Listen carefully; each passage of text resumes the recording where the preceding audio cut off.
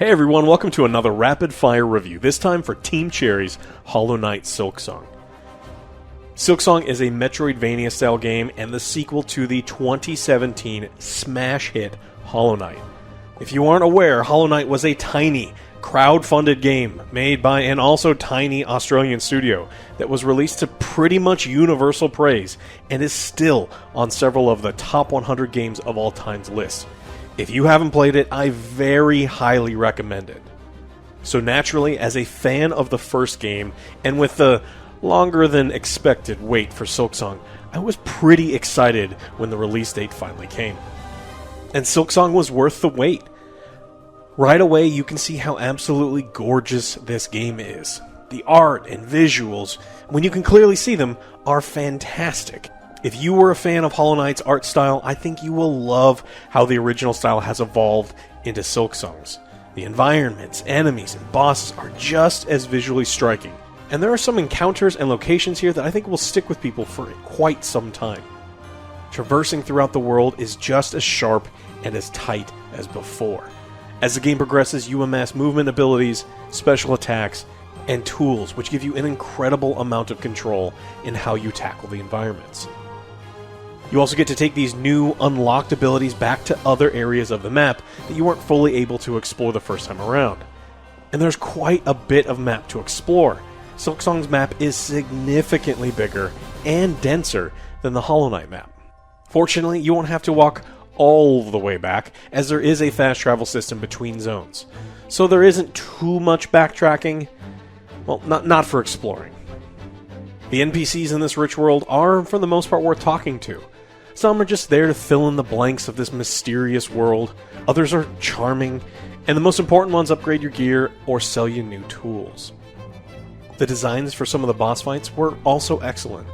There's some new takes on some classic Metroidvania-style bosses. You got your gimmick fights, of course, and then there's just some straight, beat-down duels that you really need to learn the moves and timings to. This game also has incredible music. Double the number of tracks that Hollow Knight did, so I think the music fans will be very happy. But honestly, one of the biggest selling points for the game is its price. At $20, it has got to be one of the best deals in gaming ever. With over 5 million wishlists on Steam, they easily could have sold this for $30 or $40. So for $20, this is just incredible. Now, while I think Silksong is a pretty great game, I don't think it's perfect. In fact, a few little things kind of felt off. Like I mentioned before, we were given a fast and crisp movement system that was a pleasure to use in open areas. The freedom of movement was just incredible. At times. But that feeling of freedom is quickly beaten out of you when you find yourself inching forward in darkened, claustrophobic sections that, for me, showed up a little too often. The pipe mazes or other tight spaces are just filled with spikes, or attacks that come through the floor, or gotcha traps that do way too much damage. So instead of zipping around, you get to tediously inch forward, or you'll be punished by something pointy, just out of sight. The non-combat damage being so high it felt wrong. In combat against bosses, extra damaging attacks make sense to me. I can generate silk by attacking and then heal and keep on going. In the parkour sections, you kind of just get to die and do the section again after a pretty long run back. I didn't feel like it made the parkour sections harder, just more punishing. There were times in Silksong where I saw an unexplored section on my map and I just didn't want to go. Or I put off going there until my next gaming session.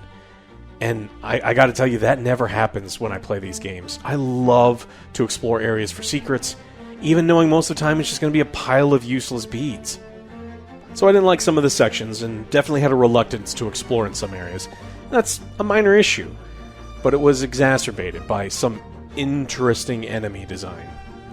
And while I did like most of the bosses and mini-bosses, I can't say the same for much of the enemies. I honestly don't know what Team Cherry's infatuation with enemies that hover just outside of melee range, who backstep when attacked and then shoot or lunge at you immediately is, but it fucking sucks. They litter the map, they're almost in every area and every run back, and it's just tedious. They're not difficult, it's not an elite enemy type that you kind of have to sit down and focus for. they're just annoying. Especially when you get locked in a small room and are forced to fight wave after wave after wave of them.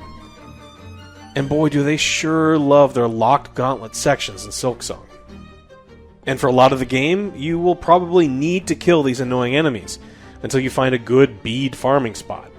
The economy of the game is in beads you collect, and you'll need to acquire a ton of them to purchase all the maps, and compass, and tools, and everything needed to progress. Now, I may be misremembering, but I feel like I was forced to farm significantly more in Silksong than I was in Hollow Knight. Especially since you will probably die a bit more in Silksong than you did in Hollow Knight, and you'll lose those beads on the run back. This game is much harder and much more punishing than its predecessor. So much so that they've had to nerf a few early game bosses that were stopping many from progressing. And they fortunately reduced some of the environment damage in some areas that were honestly just fucking miserable. And I do mean miserable. And before, when I said things were tedious, I meant it. It was also at times annoying and exhausting to play. And more times than I would have ever thought, I simply put the game down and did other stuff in the middle of my playthrough. When I had free time, I didn't immediately pick it back up. I didn't long for more time to play Silksong. If a lot of little things done well can achieve perfection for a game, a lot of little things done poorly can tarnish it. And that's ultimately what I feel I was left with. All that said, I still think it's an 8 out of 10. It's Hollow Knight at its core, so it's great. It's just tarnished. Like I said before, I think Silksong is a pretty great game. It's an evolution of the series at an incredible price with a glut of content and has some really dialed-in systems. And I really am glad I played it once. But it will probably only ever be once. Thanks so much for watching this rapid fire review. We have so much content coming over the next several weeks, so keep checking back. And I'll see you then on the next Angry Joe Show.